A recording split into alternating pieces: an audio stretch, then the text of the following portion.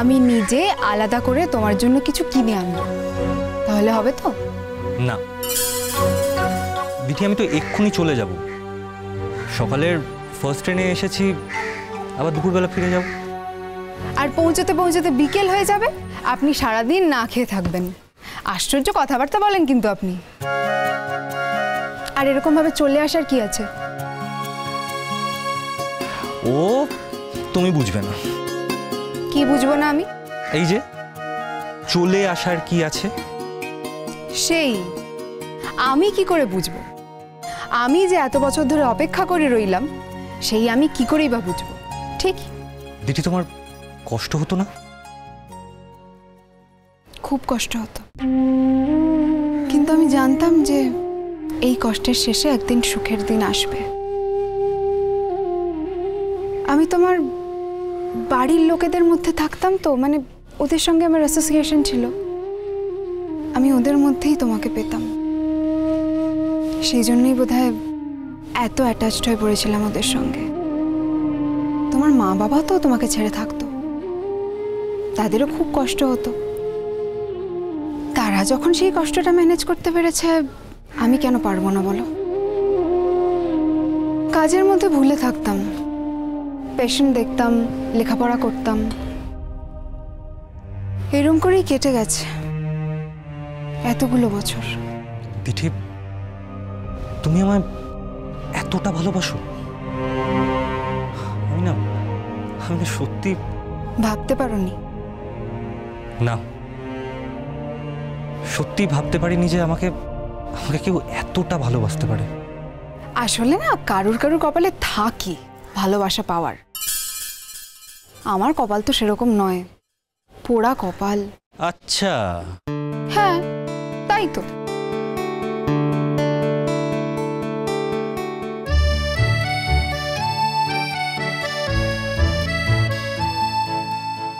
শোনো, দুটো লোক না অনেকক্ষণ ধরে আমাদের পেছন পেছন আসছে। কারা? দেখো খেয়াল করে, অনেকক্ষণ ধরে আসছে আমাদের পেছনে। তোর বাবা, কলকাতায় আমাদের আবার কে ফলো করবে? তোমার তো শত্রুর অভাব নেই। না, বিবেকদা আমাকে ফাঁসাবে না। আসলে বিবেকদা আমাকে খুব ভালোবাসে। তুমি আর কারোর ভালোবাসার কথা বলো না তো। বিবেকদা ফাঁসাবে না, অন্য কোনো দাদা ফাঁসাতে পারে। ওই তোমার মাধবপুরের কেউ তো হতে পারে। তুমি যাদের সঙ্গ ছেড়ে দিয়েছ, তাদের তো নিশ্চয়ই তোমার উপর খুব রাগ আছে। দিঠি, তাহলে ওরা মাধবপুরেই আমার ক্ষতি করতে পারতো, শুধু শুধু কলকাতা আসতে যাবে কেন? আমি জানি না, আমার খুব সন্দেহজনক লাগছে, আমি সেই জন্যই বলছি। তোর ওই তো ওরা দুজন তো কথা বলছে। দিঠি, তোমার না সন্দেহবাতিক হয়ে গেছে। কি জানি, হতেও পারে, কিন্তু কিনা একটা আনক্যানি ফিলিং হচ্ছে আমার, জানো তো, সেই জন্যই বলছি।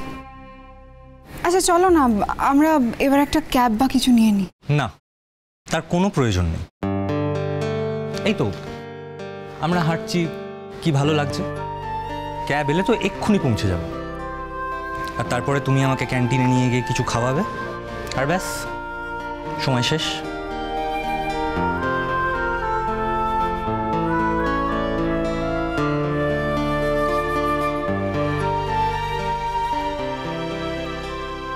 সেই জন্য তো বললাম চলে যাই আমি। তুমি তো আমাকে অ্যাকসেপ্ট করবে না এখন বাড়িতে। আমি তোমায় অ্যাকসেপ্ট করব না? দিঠি, দিঠি এরকম কথা বলো না। আমাকে আমাকে একবার তোমার যোগ্য হতে দাও, নিজের পায়ে আমাকে একবার দাঁড়াতে দাও। দিঠি, আমি চাই আমি যেদিন তোমাকে তোমার বাড়ি থেকে নিয়ে আসবো, সেদিন সেদিন সম্মানের সাথে নিয়ে আসবো। আজ আজ আমার কিচ্ছু নেই, আর কিচ্ছু না থাকা অবস্থায় আমি কি আমার রাজকন্যাকে আনতে পারি? আমি যখন তোমার জীবনের সাথে জড়িয়ে গেছি, আমি কিন্তু তোমার দুঃখের দিনেও থাকবো, তোমার সুখের দিনেও থাকবো। শুধু তোমার সুখের দিনে থাকবো এমন মানুষ কিন্তু আমি নই। তুমি হয়তো না, কিন্তু দিঠি আমারও তো ইচ্ছে করে যে যেদিন তোমায় আমি তোমার বাড়ি থেকে নিয়ে আসবো সেদিন আমাদের অভাব থাক, কিন্তু কিন্তু আমার বলার মতনও কিছু থাকবে। আজকে আজকে আমার কিচ্ছু নেই। আমি একজন জেল ফেরত আসামি। এছাড়া আমার আর কি পরিচয় আছে বলো? তুমি তো চেষ্টা করছো। দিঠি, চেষ্টা করা আর অ্যাচিভ করা তো এক নয়। হ্যাঁ, আমি চেষ্টা করছি, কিন্তু যতদিন না আমি কিছু অ্যাচিভ করতে পারছি এই চেষ্টার কোনো দাম নেই। সেই জন্যই তো বলছি আমি চলে যাই, নইলে তো তুমি এরমই পাগলামি করবে, তোমার পড়াশোনারও ক্ষতি হবে। না, আমি রাত জেগে জেগে ঠিক পড়ে নেবো, ঠিক পুষিয়ে দেবো। ঠিক আছে, কিন্তু এরকম পাগলামি করো না, রোজ রোজ চলে এসো না। আমি আসলে যে তুমি এত রেগে যাবে সেটা আমি বুঝতে পারিনি। রাগ করছো আমার উপর? হ্যাঁ, করছি তো। আর আগে যদি জানতাম কোনো দিনও আসতাম না, আর কোনো দিনও আসবো না। বাড়ির ছোট ছেলে তো, সেই জন্য সবাই সবসময় প্যাম্পার করেছে, এই জন্য কথায় কথায় এত রাগ হয়। আমি কিন্তু খুব কড়া লোক। হ্যাঁ, আমি তোমার রাগের এসব তোয়াক্কা করি না। হ্যাঁ, সে তো বুঝতেই পারছি। তুমি এসেছো বলে কি আমার আনন্দ হয়নি? তুমি যখন আমাকে ফোন করো আমার মনের মধ্যে সেতার বেজে ওঠে। সেতারের ঝালা শুনেছো কখনো? তুমি বুঝবে না। তা সত্ত্বেও আমরা খুব তাড়াতাড়ি একসাথে থাকতে পারি, আর আমি সেই জন্যই তোমাকে বলি কনসেন্ট্রেট করো। তুমি যত তাড়াতাড়ি পড়াশোনা করে পরীক্ষাটা দেবে তত তাড়াতাড়ি তুমি অ্যাচিভ করবে, আর তত তাড়াতাড়ি আমরা একসাথে থাকতে পারবো। তা না হলে তুমি আমাকে তোমার কাছে যেতেও দিচ্ছ না, আবার আমাকে ছেড়ে থাকতেও পারছো না।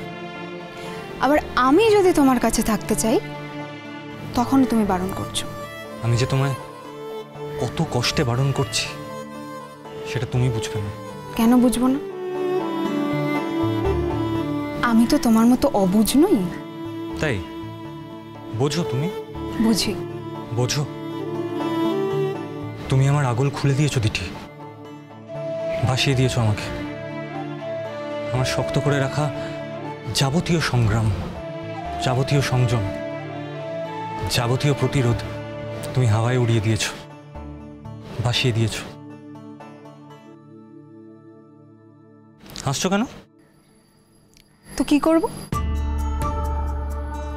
তুমি শক্ত করে নোঙর বাঁধনি, সেই জন্য জলে জাহাজ ভেসে গেছে। আমি কি করব? অনেক দিন ধরে একটা লাইট হাউস দেখতে পাচ্ছিল জাহাজটা, কিন্তু কাছে পৌঁছতে পারছিল না, দিশাহীন ছিল তো। ফাইনালি লাইট হাউসের কাছে পৌঁছে গেছে জাহাজ, আর তার কোনো চিন্তা নেই, সে আর দিশাহীন হবে না। আর তার নোঙরটা বাঁধা আছে সেই লাইট হাউসেরই সঙ্গে, আর নোঙর খুলে যাবারও ভয় রইল না। পাড়ঘাটা ছাড়িয়ে সে চলে এসেছে অনেক দূর। আর যে লাইট হাউসটাকে আগে অনেক দূরের মনে হতো, সেই লাইট হাউসটা এখন জাহাজের বুকের ভেতর। বুঝলাম। ছাই বুঝেছো? বেশ, ছাই না হয় বুঝেছি। কাল আমি একবার আসবো? কখনো না, তাহলে কিন্তু খুব খারাপ হয়ে যাবে বলে দিলাম। জানি তো, তুমি আসলে আমাকে দেখতেই চাও না। বেশ, ঠিক আছে, তোমার যদি তাই মনে হয় তাহলে তাই।